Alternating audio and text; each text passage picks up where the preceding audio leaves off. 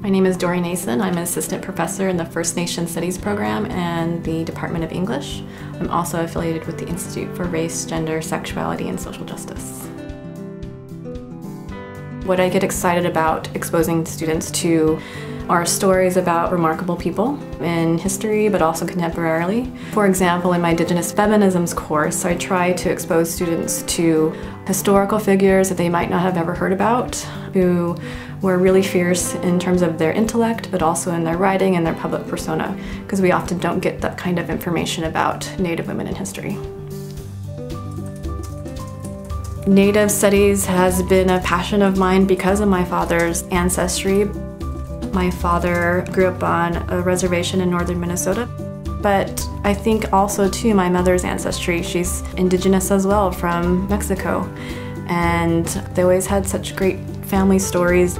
When I told my mother that I wanted to be a teacher, she told me about her grandmother, who was a profesora. It's just teacher in Spanish, but I think at the time I was like, oh, it's a professor.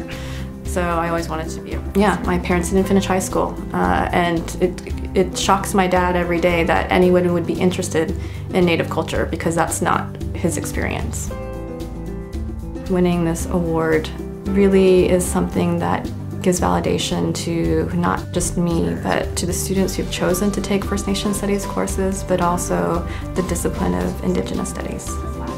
You know, I've been really lucky to have great students at UBC who are really smart, very dedicated, and really excited about making significant change. And in First Nation Studies, there's so many things that we see that our communities need, and being able to give students the excitement to do that is really great.